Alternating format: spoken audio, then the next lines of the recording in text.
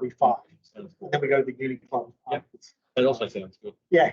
So we're going to do first up questions and follow up. You going to do that, or just take questions? So what will happen is after the talk, you'll have this little break, and then we do a kind of hand finger system. So I'm just wondering how to work that with people online. Okay, so I think I can model those. So they could be, if they're online and we can see them, they can drop stuff into the chat. Yep. As long as I can access the chat. Yep. Okay. Because I want you to focus on the questions. Yep. Because this screen will become simpler. Yep. At that point, right? Yep. Because you'll drop all the slides when it comes to the question. Yep. So the only questions in the second half. Yep. Okay. So maybe I'll try and remember to say that. Okay. Yeah, it'll work either way. I just want to check with my guy here because I want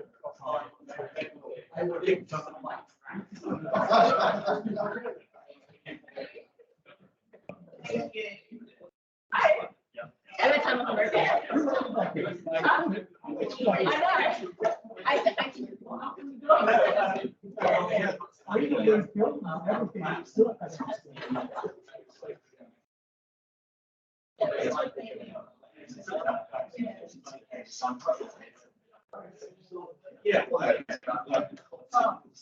So you've actually got a real title. I guess.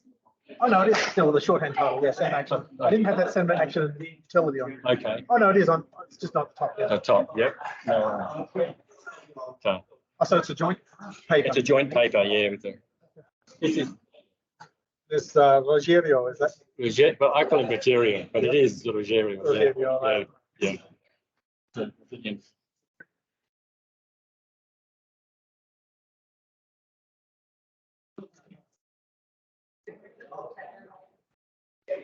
I guess for people to hear online, they'll have to be. Is it on this mic or is it? Good point. I think it's on this here. I'll put the microphone on. Unless you want this one on, if you want it. I wonder a lot. Okay, yeah, put the radio mic on. Yeah, we'll just test that one first. Yep, that's pretty loud enough. Yeah. So we'll turn it Okay. off until you're ready to go, Yeah, and then yeah. that way they'll pick up the sound wherever you want. Yep. On either end and stuff.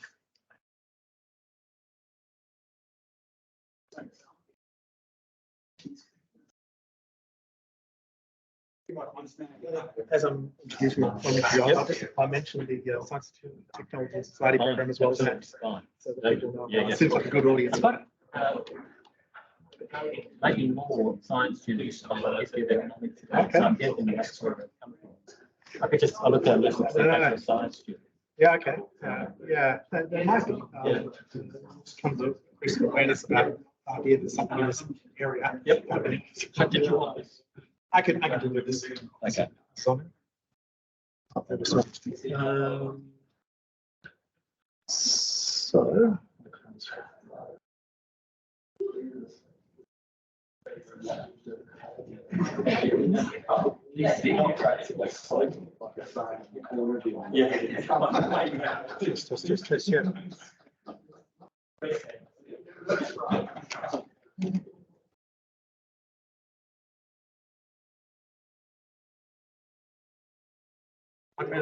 Yep. Yeah.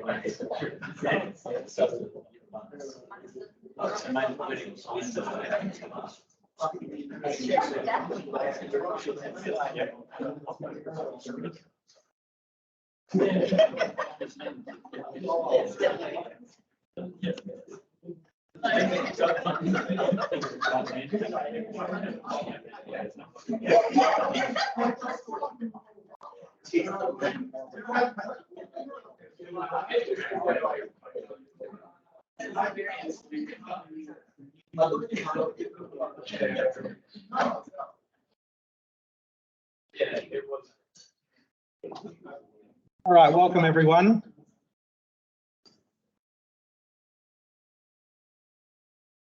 I'm Rob Wilson, and I'm the professor of philosophy here at UWA, and very pleased to welcome you to this joint session of the UWA Philosophy Society and the History and Philosophy of Social Sciences network, which our speaker is a key organizer behind, and appreciate his efforts over the last few years to try and get people to talk across different social science and humanity disciplines about that history and philosophical sort of issues that arise in it. And I'll introduce him more fully in a moment.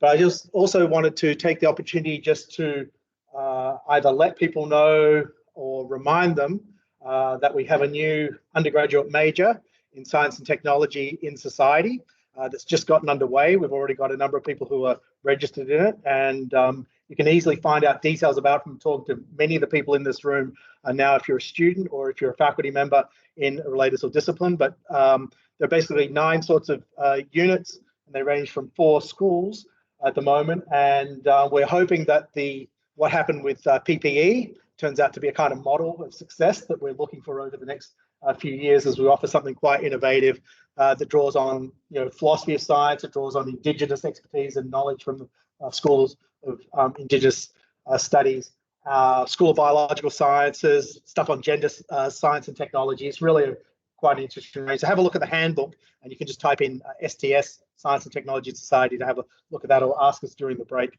Without further ado, I will introduce our speaker, whose title is right up here, Michael McLure, who's a professor of economics here at UWA, a long-standing faculty member, who is an expert on Pareto, and we'll be talking about the connection between Pareto and Smith today, as in accord with the title. He's the author of the Paretian School and Italian Fiscal Sociology from 2007, amongst other accomplishments. And I'll hand it straight over to him in a moment. I'll just remind you of our kind of protocol. We'll have 40 to 45 minutes of a talk, and if it goes a little bit longer, that'll be okay, but that's what we're aiming for. Have about a 5-minute and 27-second break for you to stretch your legs, and then we'll come back to the questions.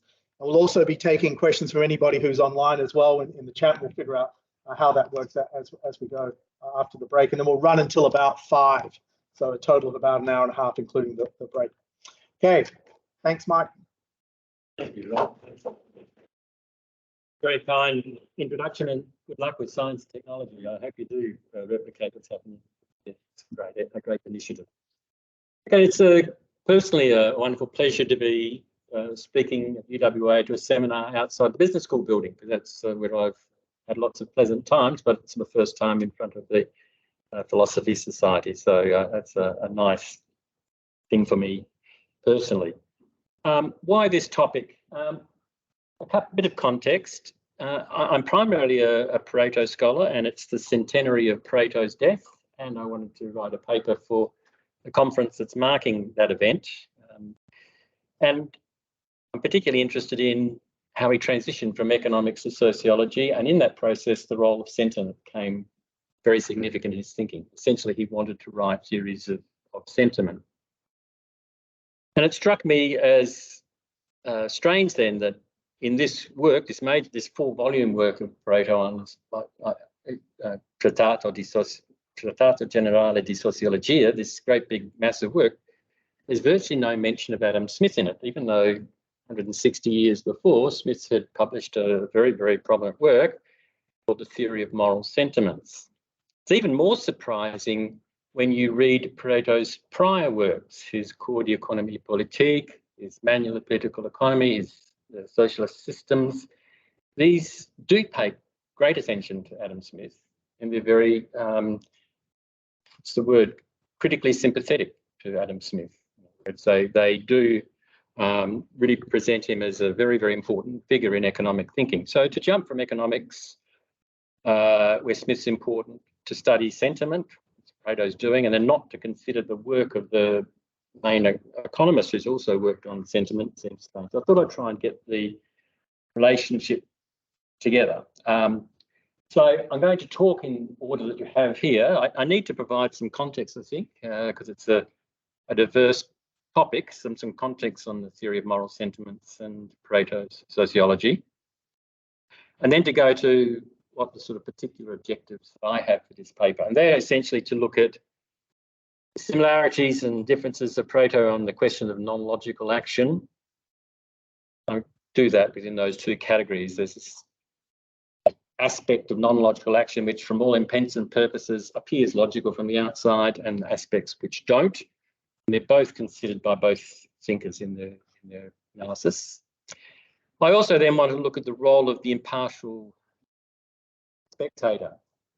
I've had to purge impartial speculator from the slides at one stage because I was writing a paper on speculation way before and managed to sneak in there.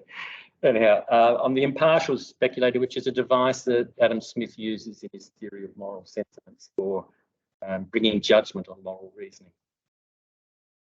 And to look at that, see how it compares to Pareto's sociology. And the point really is that there are aspects of Smith's impartial spectator in Pareto's work, but in a very different context. And finally, I want to look at the question of self-interest versus general interest in society. Now, these terms are and self-interest and how these square. What's the issue with them? Now, the background context to this is a question from the late 1800s that German philosophers raised about Adam Smith's consistency between his theory of moral sentiments and his Wells of Nations, which is sometimes referred to as the Adam Smith problem.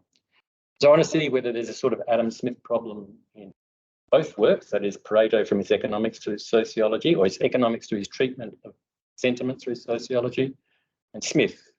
And then I'll conclude.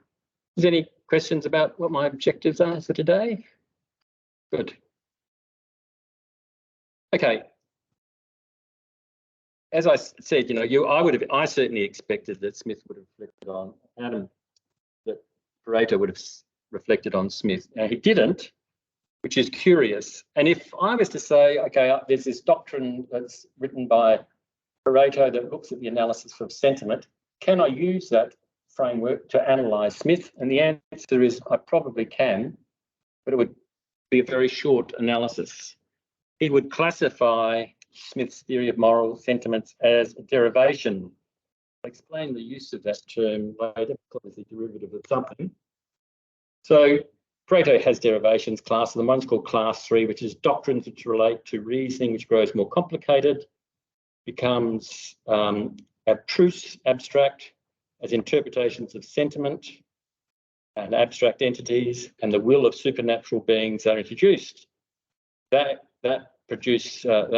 procedure may yield long sequence of logical or pseudo-logical inferences, eventuating theories that have the look of scientific theories. Among these may be counted theologies and systems of metaphysics.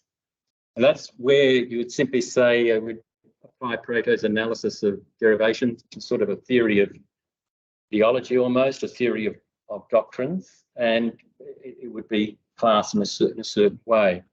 So if I did that, we end up losing a lot of what is really interesting from a historical perspective between Pareto and Smith.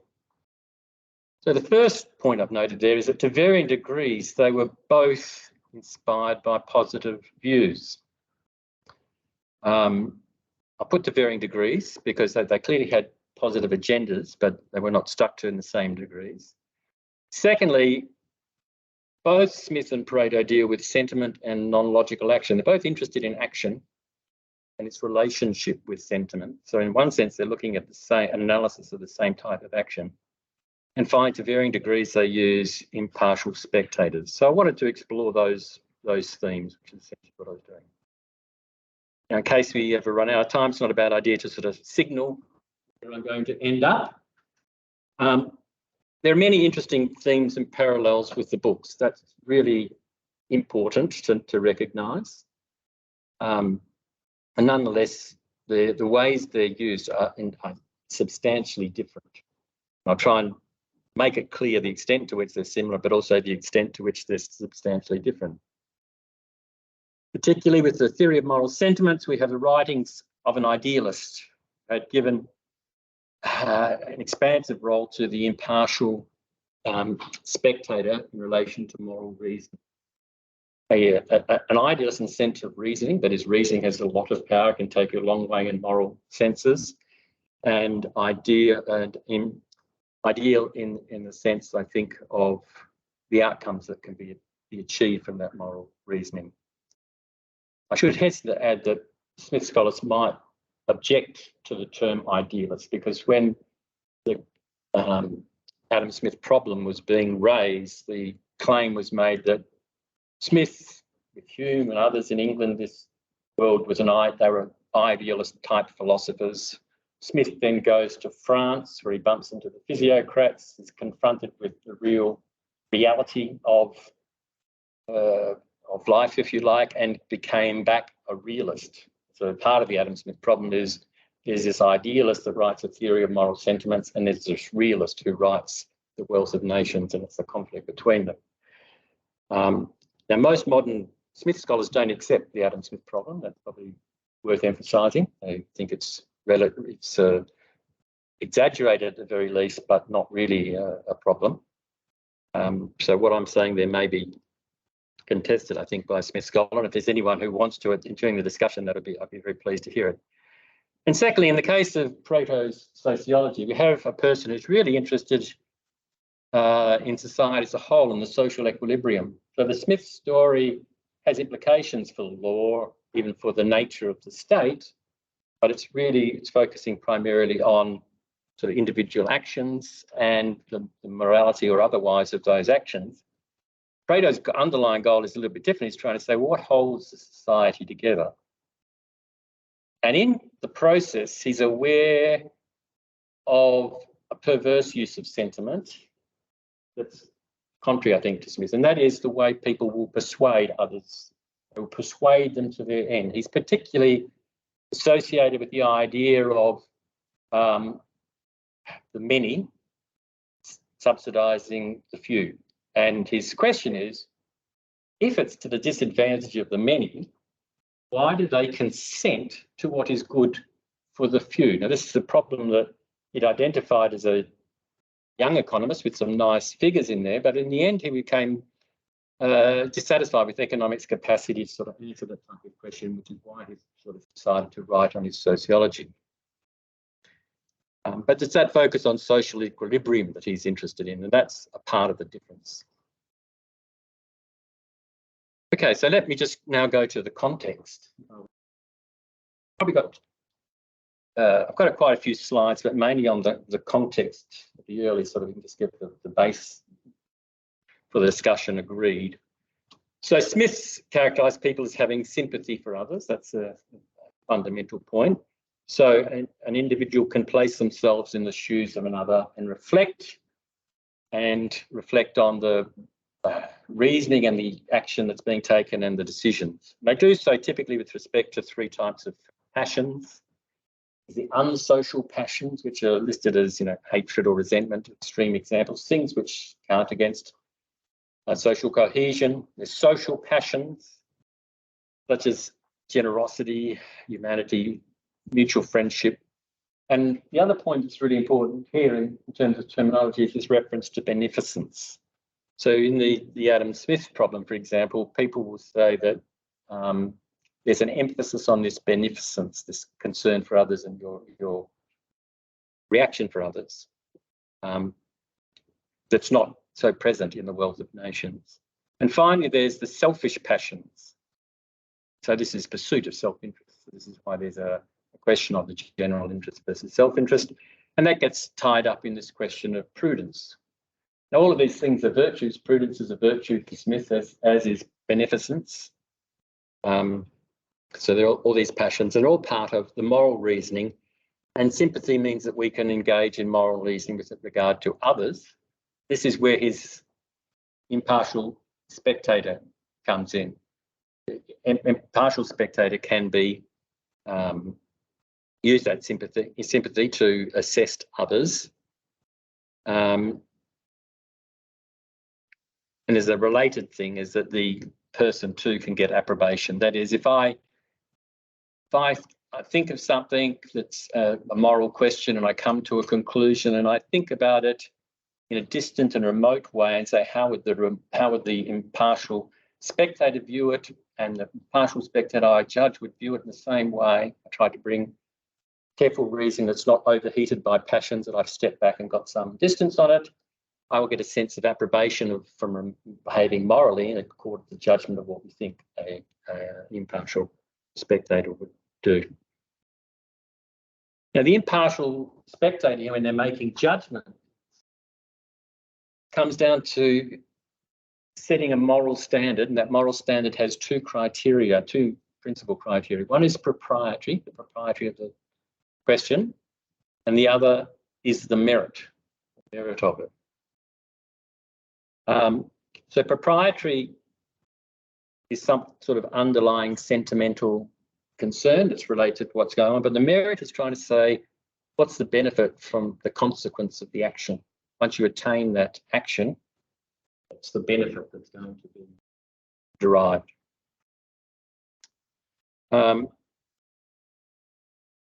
There's arguments here actually about whether Adam Smith is a utilitarian thinker. So he's Professor Hutchison, and he's obviously a colleague of David Hume. And there's a literature which compares Adam Smith to those two, who are more closely identified with the sort of pre-Benthamite version of utilitarian thinking, and historians of economics like Samuel Hollander, a sort of a very eminent historian of economics, argues that when you actually apply the same standard you apply to Hutchison or to Hume, you'll end up concluding that that Smith is actually an effective utilitarian. This is because the merit argument here, the merit is essentially assessed in utility. For that argument to be accepted, there has to be a way of saying, well, propriety is going to be captured by utility or it's subordinate to utility. And so most Smith scholars don't accept that argument. They say essentially that he's not utilitarian, that he's has utilitarian aspects, but there is something that's fundamentally different. There's an extra criteria that's not either or trade-off between the two. It's two separate criteria. Okay, now let's move to Pareto, see what he was doing with his sociology. So his sociology is framed in three aspects. His three principal aspects: an objective aspect, subjective aspect, and what he calls the aspect of utility, the state of mind.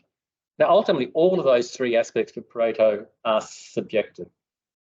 The objective aspect has to be perceived, and it's not a simple matter. Is it objective or subjective? There's some choice involved, and it's just the degree to which the choice is needed. There's only a little bit of choice that can be presented as objective. If there's a lot, it's presented as subjective. He also uses the terms almost in an absolute sense, but he insists that these have to be judged relatively. There's a continuum, and you're just artificially drawing a line. The aspect of utility is the state of mind. It's really the utility of Bentham. He's saying that is it useful? Is it going to create some sort of benefit to the community? And in one sense, this is, for economists at least, an interesting question, because Pareto is known as the anti-utilitarian or an anti-utilitarian economist. He's the person who introduced rational choice theory for the purpose of displacing utilitarian thinking. He didn't want to have utility at the centre of an analysis because it was too subjective. We don't know what's useful. For a science that has to deal with quantities, you have to have something that you can sort of deal with in a more precise way. So his solution was, the fact of choice. Can you observe somebody taking something in preference to another? So preference is introduced to economics as a choice experiment, objectively observable as opposed to something based on utility. So he's got this rational choice theory that's introduced, which moves away from utilitarian thinking, and then he comes to sociology, and lo and behold, you start with utility in the Benthamite sense. So there's an interesting contrast there. Now, in his sociology itself, he uses those three aspects to investigate the theory of residues and the theory of derivations. So residues and derivations are best understood together. Can I ask, is there anyone in this room, perhaps apart from those who I might have taught, who has heard of the theory of residues and derivations? Yep. Do you want to just have a explain? I don't wish to be, put you on the spot. Yes, yep. Okay, so thanks. I'm pleased to know that at least it's not an unknown figure. So for Pareto, residues are essentially sentiments, as I've got written there, manifestations of sentiments. So you can't observe a sentiment, but you have to have something that you can observe too. And this relates to his derivations. Derivations are theories of ideology, they're doctrines. His approach is just get the doctrine, let's say maybe it's an economic doctrine, you study it, you remove all the elements of logic from that, there is some residue. What is that residue? That is the sentiment that is driving the logic which has been applied on top of it. Okay, so an example would be a residue. He would say that people have a capacity or a tendency to attribute things to numbers. Okay, it's his centenary of his death. Let's write a paper. Okay, there's no logical reason why he'd write on his paper. He would say that this with numbers is, we have this notion of sacred numbers. I was looking for the quote before I came and I can't find it, but I read it some time ago. But for him, the example was a sacred number is 6 because 1 + 2 + 3 gives you 6. 1 × 2 × 3 will give you 6. 6 is the number of days that it took God to create the world, is therefore a sacred number. So that account would be a derivation. It's a quasi-logical exposition of what's going on. The sentiment is that as a regularity in human behaviour, we have this fixation of doing things with numbers, anniversaries or reference to sacred numbers and things like that. So it's a regularity that he's trying to point out. And it's a trivial example, but I hope it just illustrates to you what these two theories are trying to do. They're related, okay, that's they're elements of each other. When he puts all these things together, he culminates in a theory of social equilibrium. Now, perhaps this isn't surprising. He's an equilibrium economist. He's from Lausanne School, which is about general equilibrium, okay, which is a very, very important period in the history of economics, the creation of general equilibrium by Leon Walras, his predecessor at the University of Lausanne. And as he goes to become a sociologist, he wants to talk about a social equilibrium. He wants to have capacity to understand what happens to an equilibrium in society when these sentiments exist, and people are persuaded by sentiments and they act even if it might be against their own interests, but they'll still act. So he wanted to deal with those things in there.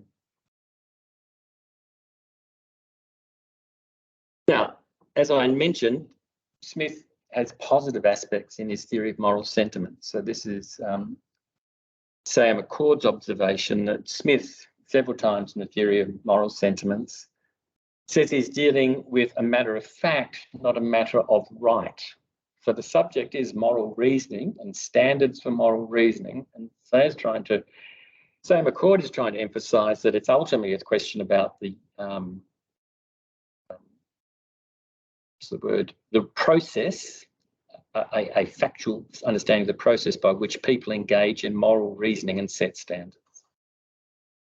Now, having read the theory of moral sentiments, I think it's fair to say there are plenty of examples where it's written as if it's not about a matter of fact, but what's right.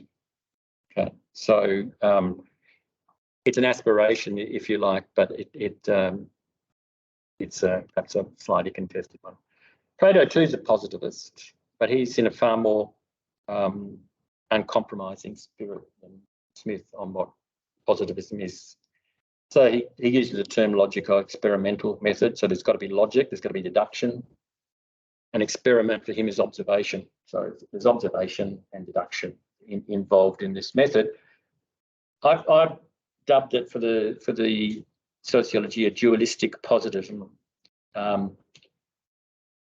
Because essentially, if there's an action which is based on logical action, he's happy for sort of a concrete deductive method of the John Stuart Mill type to apply. And as you take your proposition, you deduct on it abstractly, and then you confirm it, if you like, from your observation at a later stage. When logic is not, when you have sentiment, he thinks it's really dangerous to try and start from a position, deduce its logical consequences, because the thing that you get may be internally logically consistent, but it depends on the regularity of the sentiment, to use Smith's terminology. If it's not, then you've produced an analysis which doesn't necessarily confirm with what's going on. So he doesn't believe that that concrete deductive method is appropriate when sentiments are involved. You have to start by observing. So he starts with induction, deduction, and induction. So his induction is to get all the texts that he could read about doctrines and read them. That's his data source.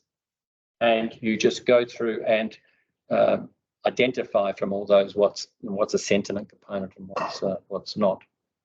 And then from what you've got from your induction, you can make your deductions and then kind of confirm it through history. So history is your verifier of what you've deduced from the study of doctrines. This is the sequence. And in the process, he had a reputation of being the enemy of the thinking world. That's not a very nice reputation to have if you're a scholar. But you're perceived as the enemy of the thinking world because you're taking everything that's dear and precious to the thinking world and you're ripping it apart, saying, well, actually, this is not, there's just this man's or this woman's point of view here, tweaked, eloquent, it's sophism supported by quasi-logic. And he did that with many, many works, and so hence he was regarded by some as an enemy of the thinking world. So another important similarity between Smith and Pareto is that neither confined to logical actions, which is implicit by what I'm saying, but I've quoted Maria Pia Paganelli and Fabrizio Simon. So Maria Pia Paganelli is the president of the Adam Smith Society, and she's a prominent Smith scholar. She writes that Smith's agent is not guided by utility and maximisation, but by sentiments that are not necessarily rational. Well, of course, I wouldn't regard sentiments as rational or irrational. It's the action that's related to it, but the process related to those sentiments in Smith, certainly in theory of moral sentiments, is certainly not confined to a purely logical thing. And the same with Pareto in his analysis. But we should perhaps remember that it is with his pure economics. So he's schizophrenic, maybe. He has this way you can do things, and I'm going to do this utility maximising process. I'm going to do it my economics, my sociology, which he believes governs the vast majority of human behaviour, i.e. not just market-based behaviour. Then that sort of utility and maximising analysis will fail. But most importantly, for the purpose of this presentation, is that the similarity and differences between the two depends on their both use of regularity and irregularity in sentiments. What do we mean? So let's illustrate with reference to Adam Smith first. So it's a long quote. Perhaps you might read it for a moment while I catch my breath.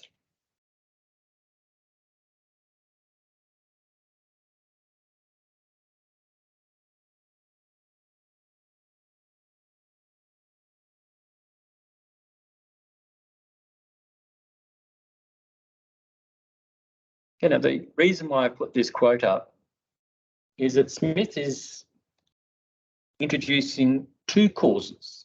Okay, the utility maximising cause is only really going to be considering one cause, and that cause is related to the efficient cause. How do you do something efficiently, maximise your utility for the minimum cost? He talks about a final cause. So the first part I've highlighted there is the recognition that we have a tendency to pretend to observe things being efficient. So we observe means adjusted to the nicest part of us, to the ends.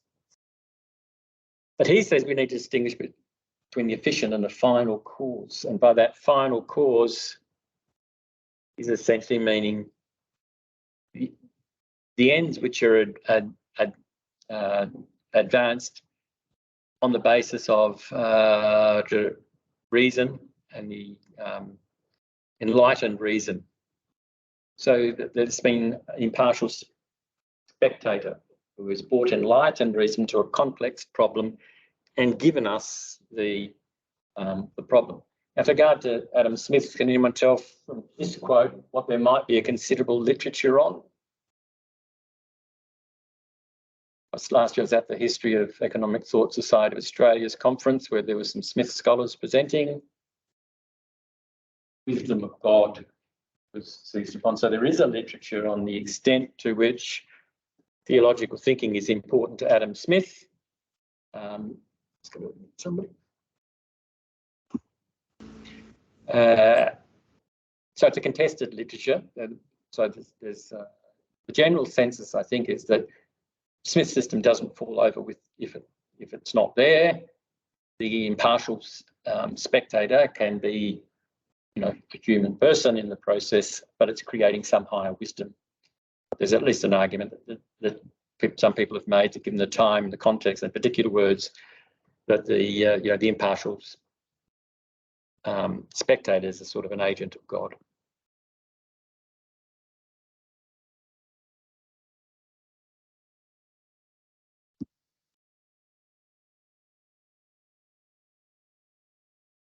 Okay, so the distinction between the efficient and the final causes appears to depend on Smith's distinction between society. So the merit, this is the utilitarian cause. If it's efficient, you're maximising utility. So that's one component of the analysis. And then there's the propriety, which relates to the moral sentiment that informs the final cause. By final here, it's almost the ultimate cause. So it's not the last cause in the chain. It's the same saying that the original cause of what's causing the action. So in the words of Smith, the world judges by the event, that is by merit, and not by the design, that's proprietary, and has been in all ages the complaint, and is the great discouragement of virtue. So the argument for Smith as a utilitarian is confronted by that sort of argument, because it's really saying there's actually something fundamental and substantive about this issue of propriety. Now, Pareto's closest point to get to this comes prior to his Sociologia. It comes in his economic work. So in his economic work, he starts by introducing a distinction between offer limity and utility. So offer limity is essentially the net pleasure of rational action. You have economic theory developed for the study of Homo economicus in relation to economic offer limity, the pleasure from an economic action. There's a nice paper on the history of Homo economicus recently written. You find that the first person to actually use it in an economic sense was Pareto's colleague Maffeo Pantaleone in Italy, but it has its origins conceptually in Mill, breaking things down into separate parts. But Pareto doesn't stop there. He also introduces other species of offer limity. So he introduces Homo ethicus. He actually talks about moral offer limity, which is the pleasure from a moral action, so a bit like approbation in Smith's system. So you can have a rational study of people behaving ethically in terms of the pleasure one gets from it, or religious studies. So these are sort of subcategories he uses. He contributes to the study of economic offer limity, but he's conceding that you can rationally study such behaviour in other works. It's just economics is approximation. Economic pure theory is the first approximation to the concrete phenomenon. You need to take other theories into account, these ones, and applied studies as well. He distinguishes that from utility. So it's not mere offer limity. For him, utility is essentially about well-being and development. So it's analogous to Smith's notion of merit. It's analogous to Smith's notion of propriety. So you can think of offer limity as lining up with merit, but utility as lining up with proprietary, even though utility is usually associated with merit. In other words, Pareto is using his distinction between offer limity and utility in a way economists don't use anymore. So he then goes to say, well, economic utility is about material well-being. which can capture Smith's selfish passions and prudence. It's not just about how much you consume, but the material well-being and moral utilities too, about your moral development. So there's elements, at least, that's developed in Smith's theory of moral sentiments, which can be accommodated fairly well in Pareto's core de economie politique. So Pareto's pure and rational economic action is about maximising pleasure. Utility does not lend itself to a theory of rational agents. So this is even in Pareto's core. You cannot have a theory of rational agents for utility, because what is useful is very difficult to define. What is pleasurable is definable, and through ultimately choice theory, measurable. But what is useful in a sense of utilitarians is not. So hence he's reacting against utilitarian thinking in his economics. But in the sociology, and this is the point, all of Smith's work can at least be accommodated or be seen as consistent. But in the sociology comes along, Pareto's made a big change. There's a break in his thinking. He's abandoned the idea that we have a purely theoretical social science with all these different species of ophthalmity. So Homo ethicus is gone, Homo religiosus is gone as a purely rational agent. What it's replaced with is sentiment as this powerful tool he wants to study, because it's utilised by people not only for their own good, but to persuade other people for their own good. There's a focus here on non-logic also, which is consistent with Smith.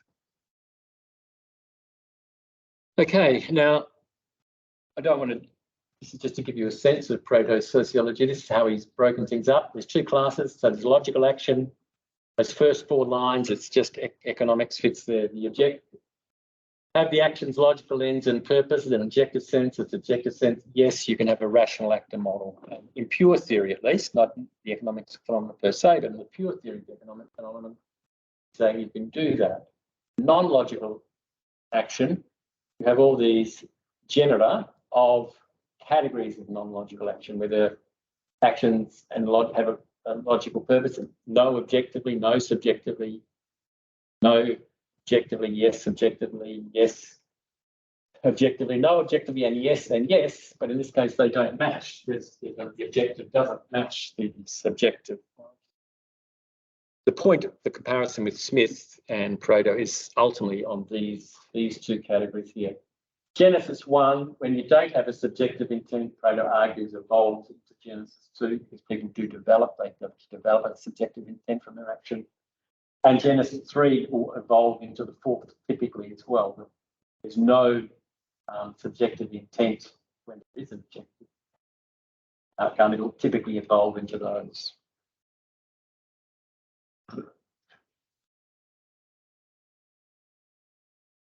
Okay.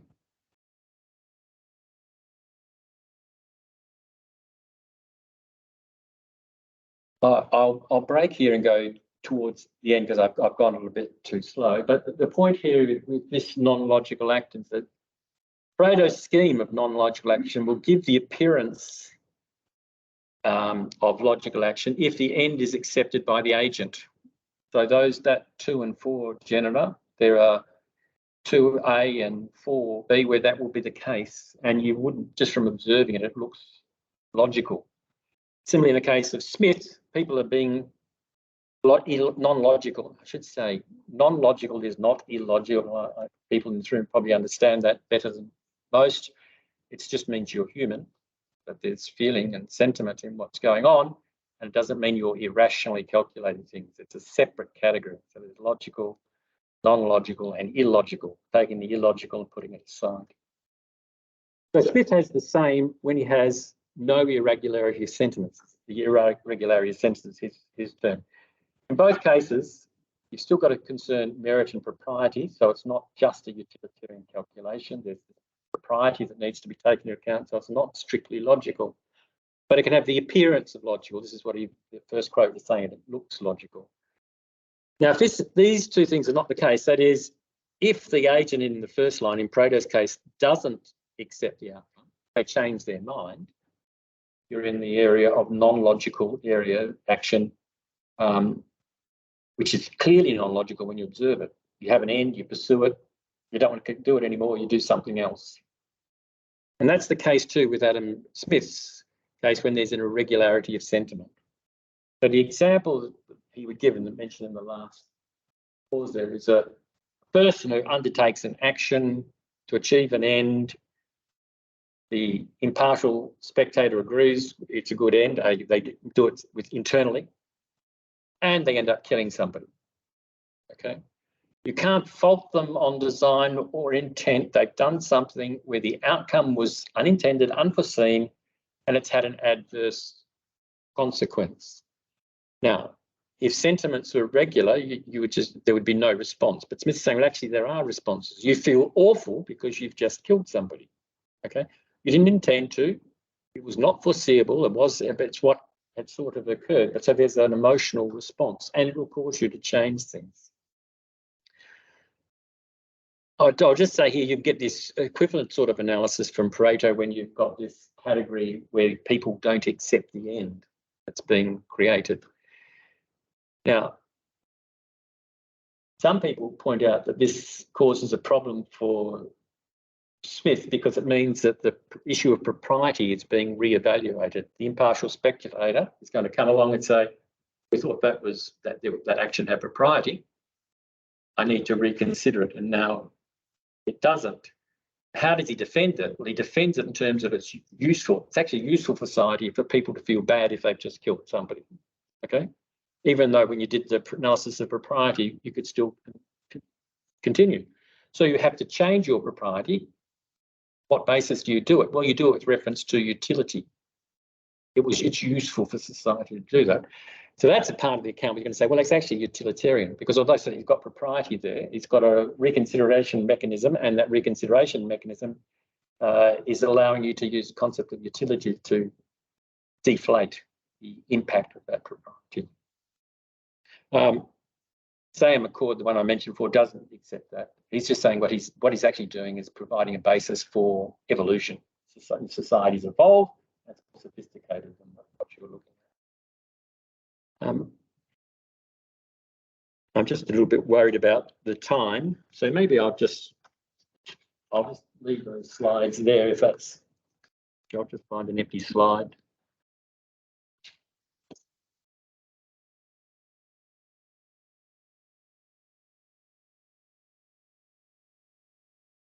Okay, so I'll go to this point and wrapping up the next 5 or 10 minutes.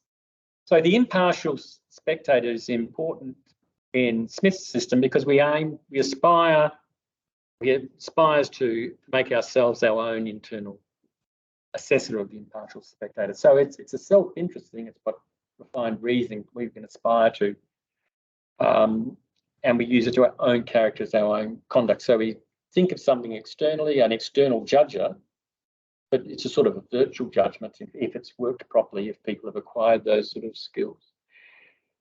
So there's a lot of emphasis on the reason, the process, and judgment and reflection. So in the case of Pareto, you have very different views. Sentiment we study as objective fact strictly. So, for example, we refuse to consider whether an action be just, unjust, moral, immoral. We shall, however, examine an objective fact, what people of a given class in a given country at a given time meant when they said that a phenomena A was a just or a moral act. This is what I was trying to say. He's positive in the far more extreme sense than Adam Smith, and he's interested not so much in the process of the reasoning that's going into it. There's a sense of relativism. When Einstein was given the Academy Award, yes, I think he got something more substantial than that when he was given the Nobel Prize. Pareto observed to a friend that, if after 100 years the rats haven't devoured all the copies of my Sociologia and somebody picked it up, they'll say that, 100 years ago there was a person who was trying to create a theory of relativity for sociology. So you get the relative sense of what's going on. He wants to keep absolute judgments about what is moral away from it. It's all condensed on the period. So the implication of that is that Pareto simply cannot have a role that the impartial spectator has spectator has in the case of Smith, because it's dealing with reasoning that he's just ruling out. But Pareto does have these external people. The external people have to judge what is objective and what is subjective. The person who knows the most, not the person with the most knowledge at the time, that too being conditional on time, place and everything. So that's a relative judgment, but it's about an external judgment.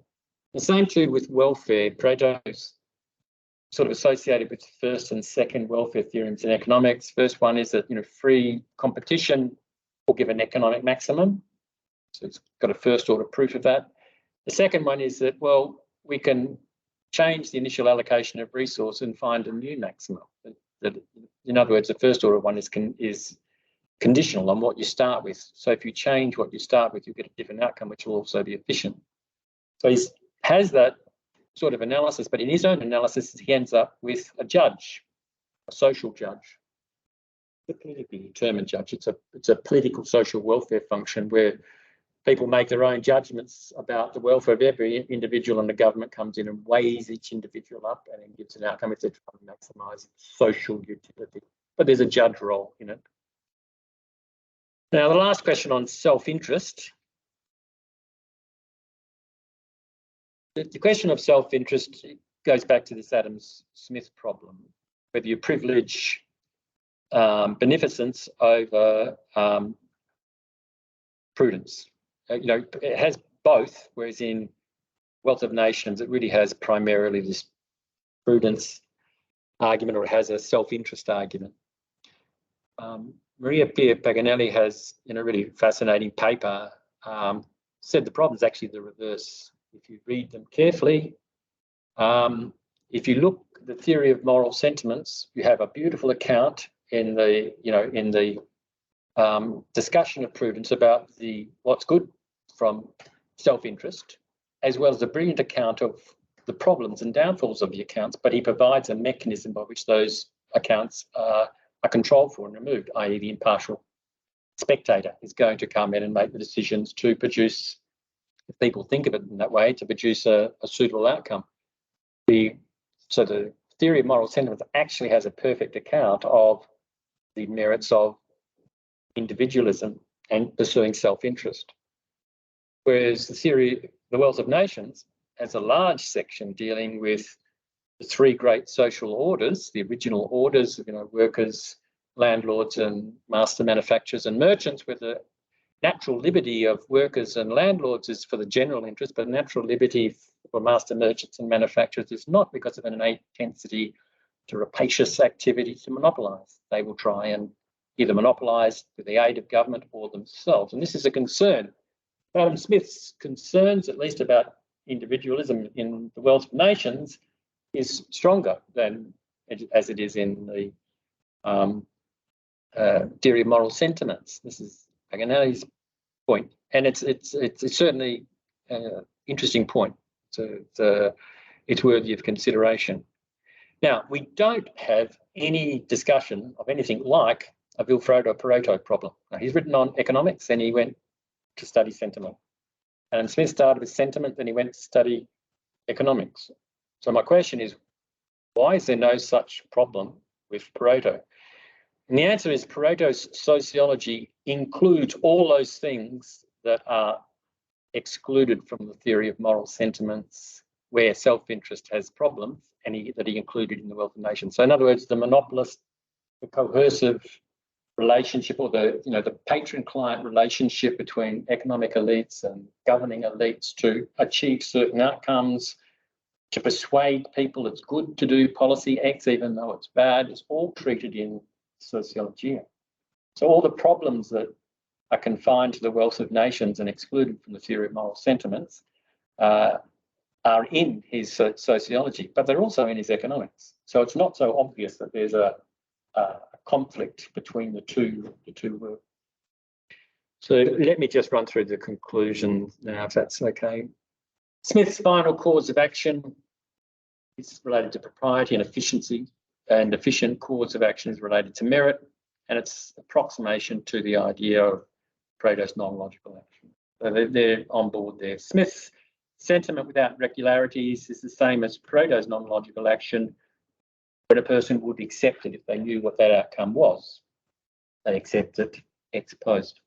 Smith's sentiments with irregularities broadly correspond to Pareto's non-logical action if the agent did not know it. In other words, all the categories that exist in both works are there, they're compatible. Smith's impartial spectator sets a standard of moral judgment. This implies that enlightened reason to reflect on utility and propriety yields an impartial moral standard. So there's an implication that it's impartial. Pareto just takes the moral standard of given. He doesn't want to go through the process of trying to reason it. So that's a big difference. Pareto does, however, have impartial spectators in the context of determining what's objective, subjective, determining whether there's a means-ends nexus that's logical or non-logical. Didn't go through it, but it's the same role. And then finally, the determining of welfare propositions. For Smith, external judgment applies to the individual, but ultimately it's an internal process, a virtual process. Where for Pareto's case, it's not internal and visual, it's external and it's a person. It is a more informed judgment of what's going on. On the questions of self-interest, all the problems that occurred in the Adam Smith problem, or the reverse of the Adam Smith problem, they just simply don't appear in Pareto's work. And that's because the scope of Smith's speculator eliminates perceived problems of self-interest. Smith, to the extent that the impartial spectator is not a positive and general phenomenon, then perceived issues associated with self-interest raised in the sociology will emerge. Pareto can't apply the impartial spectator in the way that Smith does because he doesn't want to understand the reasoning. When you don't get that, you get all the problems Pareto emerges. Well, if Smith's model is not positive, that is, if we really don't have an impartial spectator, if we really don't have a common impartial spectator, and all the problems that Pareto's arising will re-emerge in Smith's work. And finally, most importantly, perhaps the exclusion of monopoly power from the TMS, whereas in the Sociologia, it's front and centre, trying to really explain how one group of people can exploit other people through reference to sentiment. Okay, so thank you very much for your attention.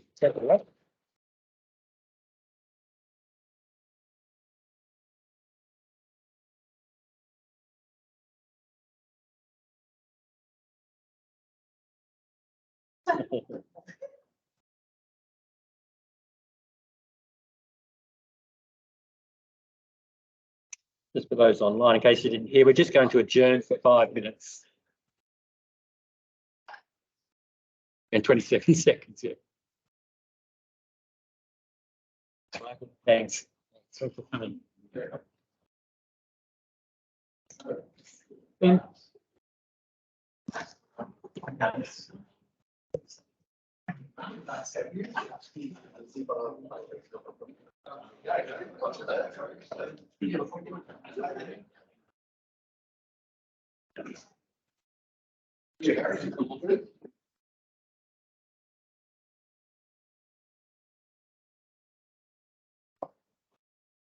Thank you.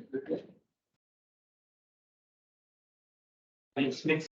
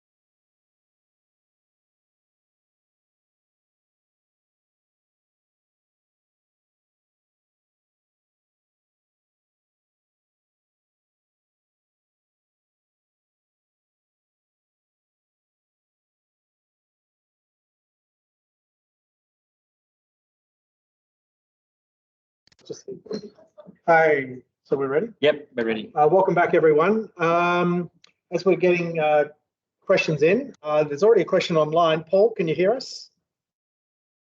No? Paul Oslington? You're muted? Can you hear us, Paul? You're muted, Paul. Can you unmute if you would like to ask a question? You're muted. Can you unmute, Paul? Yes. Is Yeah. that better? Yeah. If you can just speak up, just have a little test so we make sure we've got the volume. Sure. Is that audible? Nelly, yeah, put this volume up here. Yeah, just turn that volume up. Have another little test, Paul. See. Is that better? It's maximum volume on mine. Oh, that's our volume. So. Okay. Yeah, we're maximum too, so we're fine. Yeah. So we'll start with Paul, and then after that there'll be a hand for a new question, finger for a follow-up on an existing question, and we'll go until about 5. Thanks. Paul, would you like to start? Well, thank you. I just first note it's lovely that our late colleague Geoffrey Brennan is remembered in the Brennan Rule about hands and fingers in discussion. Yes. A great man who's no longer with us.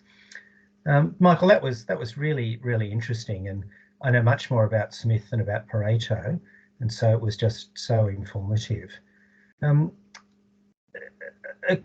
comment firstly. I think the Adam Smith problem, I think, is completely overblown, and I think it's widely recognised now that's a system now. So a little bit uneasy about the asking why is there no Adam Smith problem in Pareto, because I don't actually think there's an Adam Smith problem in Adam Smith. But the question that I want to ask is, you made a lot about regular and irregular sentiments in Smith and Pareto. For my money, the irregular sentiments in Smith are very much tied up with his Calvinism. The Calvinist, the dark Calvinist view that our sentiments are fallen and beyond our control. And so I'd be really interested in any comments you have about how, I'm pretty ignorant of Pareto's religious background, of how, what that is, and whether a difference in the religious framework of both thinkers might contribute something to an understanding of the difference between their views on the regularity or otherwise of sentiments. Okay, thanks, Paul. It's a really good question. For Pareto, the driving influence is this relentless pursuit of understanding what action is logical or non-logical. It's certainly not for him a religious view. He wasn't a religious person. He, in his discussion of his non-logical action, does make the point that religious action is often the closest possible thing to logical action because it's regular. That is, if people believe something and they act that way, it has all the appearance of a logical action. Unlike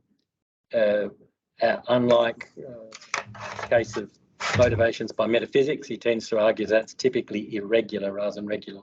But that's what he's primarily exploring. He's not really interested, I think, in the sentiment that's being developed per se. He's trying to understand what does that mean for the logic or non-logic of what's going on. So perhaps the emphasis reverse, for Smith, it's an interesting, important part, but the emphasis is primarily not on irregular sentiments. For Pareto, the emphasis is primarily on irregular sentiments. Most of the analysis of sociology is on irregular sentiments, but not for the purpose of making judgments about how dark things are or what their religious origins might be. It's just a view that the human beings act typically in this irregular way, which is a warning for logical analysis becoming too reliant on logical analysis or rational action analysis. Thanks, Michael. Yeah, good. Thanks, Paul. I don't think we've got a roving mic. I might have to take this so that people online can hear. I'll pass it on to you. Sorry, I'll do this.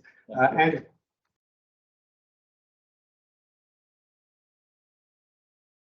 Michael, I have a question about the impartial spectator view. I wonder if this sort of described there, I read two bits of constantly a long time ago, so I'm going to get it wrong, but you presenting the public spectator as if it seemed to me as if they were a kind of agent, like this was something that we could appeal to. But it seemed to me that Smith was describing impartiality or becoming more of a spectator as a human ideal, something drove toward. And his theory was something like, I don't know, there's an idea that the sentiments are kind of hot and cold, and the hot ones are more kind of embodied, and the cold ones are somewhat more abstracted and so on. And so gradually, by cooling down our emotions, we can reflect on our hot ones, sort of immediate personal desires and so forth, and therefore become more objective. But it wasn't this. We had an idea of the spectator as this something outside ourselves that we could appeal to. Okay. That's time. I've got one here. Yep. Thanks. Look, when he's referring to the spectator, it's often to the spectator as if it's an external agent. But when you read carefully, he's trying to internalise it. This is what I was trying to say. It's a sort of a virtual process, that there's this notion of what the enlightened reasoner would do. We all maybe we're not enlightened. We might aspire to be it, and in that aspiration, we humbly go to it and then try and reflect, well, what would the spectator do? Now, I think that's what, so I think I don't have any objection to any way you've characterised that spectator there. I wasn't intending really to give the impression that it's an external judge, but it is with Pareto.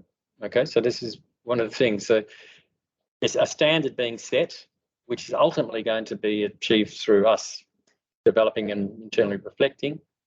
With Pareto, there's a standard set which actually by an external judge on what's objective, what's subjective, and whether a logical means-ends nexus is actually obtained as you defer to the judgment of somebody else. Thanks, Michael. Yep. So I was interested in the idea of Pareto the relativist. Yep. Exactly what I meant by that. Like in moral philosophy, we'd say that someone's a relativist, yep, even only if they think that rightness is wholly determined by conformity to the norms that are prevalent in the community in which the actions perform. So the wrongness of murder is fully and sufficiently explained by the fact that people around here right now disapprove of performing murder on the whole.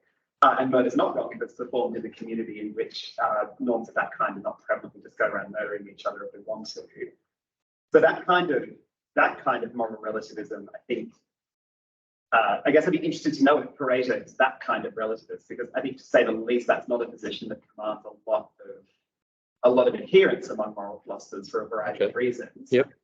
On the other hand, do you mean that Pareto is a relativist just in the sense that, as a sociologist, what he was interested in doing is describing how people employ moral terms as a purely descriptive matter, and the actual moral facts kind of be what they may, in which case that seems a much more plausible view, but it also seems a much less remarkable view, because that seems like exactly the business of descriptive social science. So I was wondering which one of the two he'd fit into. Was. So perhaps I'm not sure I know the answer to that. I mean, his point of reference, because of his emphasis that actions are non-logical and largely unstable, point of reference is typically the status quo. So if you're advocating for change, and his system of social equilibrium is fundamentally, do we change or do we stay the same? Okay, so his residues, one of them is the instinct for combinations, which means the instinct to change things. And the other is the instinct for the preservation of the aggregate, which means you look at what it is and you try and preserve it. So social equilibrium is about some manageable rate of change that society can occur. And the point of reference is the prevailing social equilibrium, by which he means essentially the status quo. And if we're making judgment, we're making judgment with values, with measures of utility, because like I say, he actually uses utility in this analysis. The utility that we will get from government policy to whatever, introduce the voice, for example, is only accessible here and now because utility is an unstable field. The only stable field that has any sense is what exists at the moment, and we can only make judgments within that moment. Now, we might have more instability when we move, but our point of reference when we always consider them, even as a scientist analysing what's going on or the person acting, is relative to where we are now. So that's really what I mean by a relativist. And so that everything is contingent on that, and that changes with place, time, or whatever. So in economics, you have this idea of this utility field, and in pure theory, the utility field's conserved. You know, that you've got stable utility functions. In sociology, particularly where you've got this non-logical action for him, the utility field is no longer stable. Okay, and that complicates things because you can't get determinate answers. So hence everything is compared relative to current mode. Questions? Ask them while you're thinking. So this is partly on behalf of George McLure, who's not here. Has just finished a PhD thesis on altruism. And what I was really curious about was where do altruistic motivations and the notion of altruism sit, because the term itself is coined between the two thinkers that you focused on. But clearly, when you talk, when people think about Smith and empathy and sympathy and notions like that, and pro-social actions and motivations, people automatically think of altruism, even if the term's not in play in the 18th century. But certainly by the time we get to Pareto, it's in play. The notion was floating around. It didn't feature explicitly, but it seems to me to be lurking in the background. It's an excellent question. So this is of the time, and so the economics is a reaction, if you like, against altruism. It's putting egoism at the centre of your analysis. So the Homo economicus is not an altruistic being in his framing. It's not until you get to sociology where it would be the case. For the positive side of it, that is how he views the world, is that he primarily views arguments in favour of altruistic behaviour as a device to benefit the few at the expense of the many, but not the few you think. I mean, his own point was, I don't mind having progressive taxes to pay for the poor, because the poor need what they need. They need more than what they have. It's not what they have, what happens. Usually the net fiscal transfer that occurs is not to the poor, it's to the industrialist who's protected, or to the whatever. The net effect of all these redistributions is perverse in the sense that it goes in the opposite direction to what an altruist would typically deal with. So hence that's exactly why he's writing this. He was against, as an opponent of bourgeois socialism. So this is prior to the sociology. He's rallying. He used to write a thing called the Chronica, which is the Chronicles and the Giornale degli Economisti, commenting on the Italian government. And this is the thing, saying that all of your changes do not help the poor, they don't help the rural, but they just help the entrenched bourgeois, and they rationalise it in the context of it's helping the poor. So that was probably his greatest fear in analysis and economics, is that the argument for altruism, the argument in favour of the poor, when it's gone through the process of self-interest through a political lens, it tends not to save the poor. So the practical side is he's very suspicious of the concept of altruism as having any meaningful effect on policy. Thank you. Questions? Yes. Michael, in one of the extracts from Smith's book, there was the last few lines were a reference to God. And it's not clear to me whether God is there as a mid-18th century trope, writings of anyone from the mid-18th century, or whether God is there as the impartial spectator. Is there only one impartial spectator, which is there's ex nihilo God, or can different people have different impartial spectators? And if they can, isn't that a sort of relativism which is rather closer to Pareto than you suggested? It's a very good question, a very difficult one for me to ask, because to answer, I think of them as approximate, as asymmetrically converging to the same view. However, online we have the expert on religious, Adam Smith. Paul, can you hear? Would you be able to answer that question, whether the wisdom of God in the quote is incidental or not? I mean, I know your view is that it's not, but I probably can't articulate it as clearly as you can. Well, I think it's complicated. I mean, my view is that Smith is operating within a pretty clear religious framework, which is a mixture of Calvinism and the Newtonian tradition of natural theology. But it's a framework for Smith, and he never actually deploys theology as in substitution for for mechanisms. Now, I think Hackinson is right about that. So I think it's quite subtle. I think in some ways, yes, the religious framework is really important for Smith, but he doesn't take the religious shortcut to social explanation. Does that help? Does that help? We could defend that at length, but that's my view of the matter. I'm not sure it helps me, but it might help others. Yeah. Paul's comment was essentially whether there's a tier of impartial spectators, not just not God, but something that produces a whole suite of them. I mean, presumably, if it's being internalized, and that must actually be the case, that people imperfectly aspire to something that the impartial spectator would generate, but it's got to have different variations because we're all not the same. Yeah, I think that's fair, Mark. I think that's a fair comment, Michael. I'd agree with that. Thanks, Paul.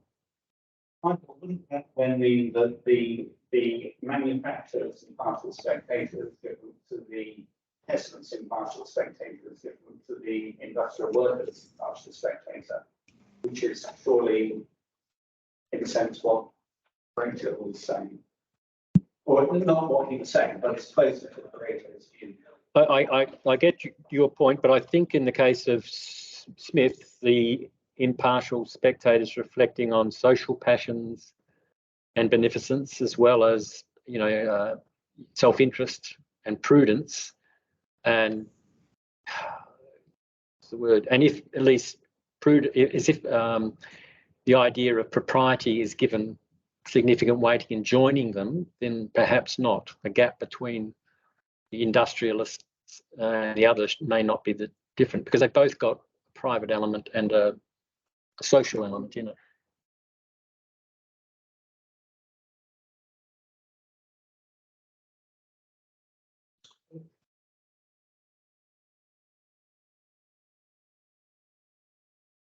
Hi, Francis. Hi. I'd just like to ask about, it sounds like the idea of sentiment seems to mix emotions, specifically the secondary emotions like guilt, compassion, and shame, social, but also more instinctual psychological drives. So I'm just wondering if either Pareto possibly kind of pointed to that difference, because there were points in your presentation where it looked like they were alluding to those differences.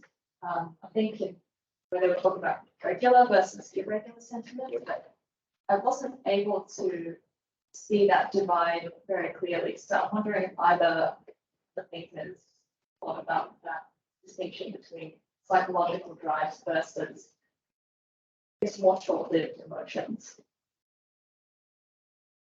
Excellent question. Difficult for me to answer because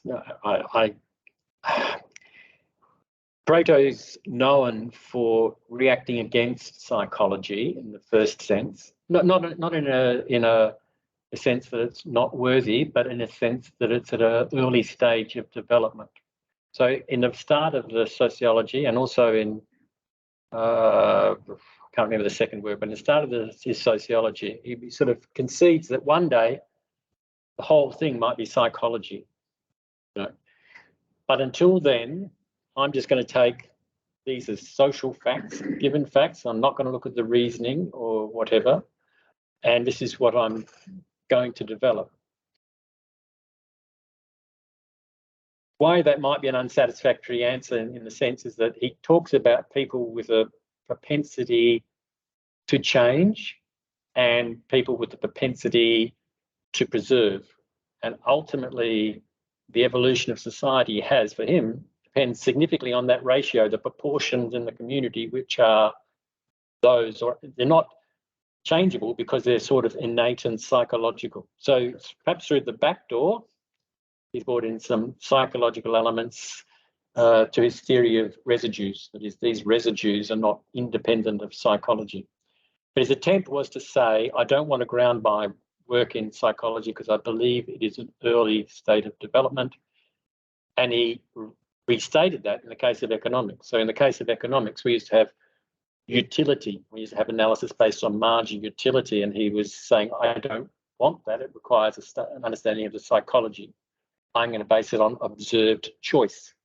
So choice observation, either through survey, do you prefer this or that, or observation. So he's trying to always, in both works, take one step back from psychology or to reduce its reliance on it, because he felt the field in 1890 through to 1916 at least was not developed enough, but he conceded that sociology might just eventually become psychology.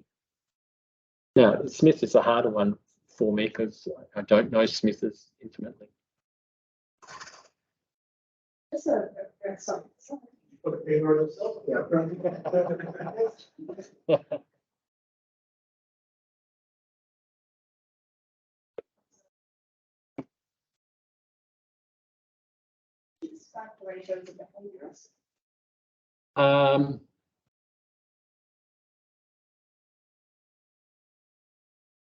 I suppose there's elements of behaviourism, but it's a fairly limited element of behaviour because he's ultimately interested in the question of the systems of logic and non-logic that go with it. And I don't think non-logic and logic is an important distinction in behaviouralism. I don't know. That would be my feeling. And for him, this is the most single important distinction that can exist in social science. Because once you've made that distinction, you know whether you can use an abstract analytical method, as in economics, which his career is, so here's my economics. As he got older, the scope of economics gets smaller and smaller. That is, the scope of rational action in his view gets smaller and smaller. I need to have a sociology to look at this type of things that can't be studied with that method.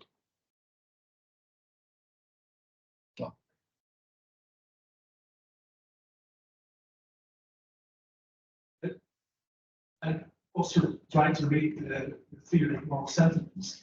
And I wonder whether you would agree with me that it is actually a kind of mixture or combination of social psychology and moral philosophy.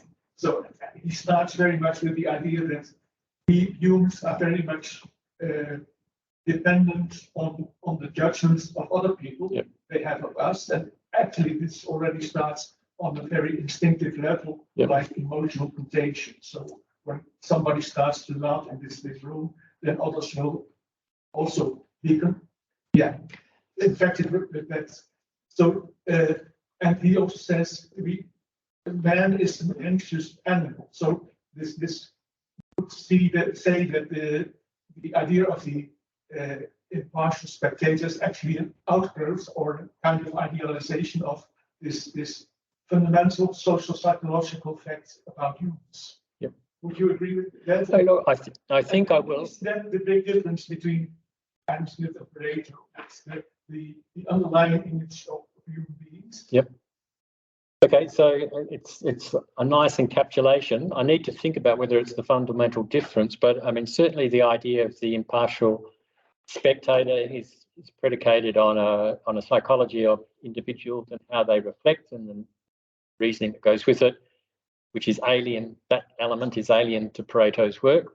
So on the face of it, I can see that there's merit to what you're saying. I think I'd probably like to think about it a bit more because there's probably implications that I haven't fully grasped. So. Other questions?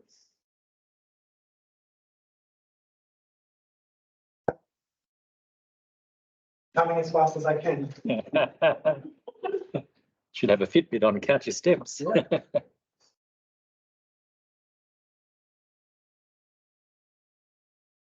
Hello. So when you discuss Homo economicus and Homo religiosus as reactions to, or it's individuals that react to moral autonomy, religious autonomy, but you also said that autonomy is it lines up with merit. So what does that look like in terms of like moral merit and religious merit? Okay, good question. So the merit is, I'm trying to make the comparison with Smith. So Smith's using the term merit in a way which we would broadly understand the term utility, that there's some subjectively assessed benefit of what occurs.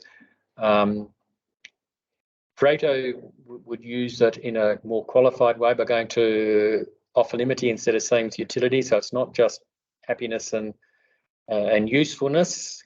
They're more abstract and more complex than what he wants to use. He wants to essentially reduce it down to pleasure. So moral pleasure is the pleasure I receive from doing something that's a moral act, and maybe even from noticing that others have noticed that I've done it, but it's the pleasure. It's not the propriety of the action. So Smith would say you need to actually consider separately from that the actual action, and you sort of need both. So all I was trying to say there really is that Pareto's notion of off-limity is close to Smith's notion of merit. Both of them can lend themselves to a sort of calculus type calculation, which will give a deterministic result. But for Pareto, utility, well-being, development are not measurable or not known enough. You don't have a concrete conception, and you can argue too much about what they are to be able to have a deterministic result. So general equilibrium for Homo economicus gives a deterministic equilibrium.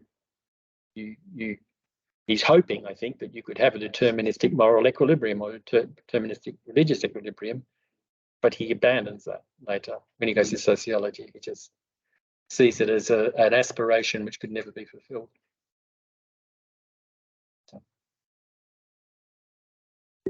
So here we go.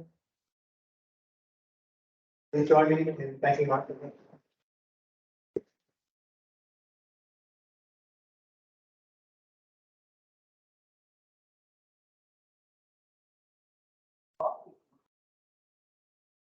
And the relaxing conversation there. Thank you. Thanks, Rob. Thanks for being online there, Paul. Much appreciated. Appreciate your comments.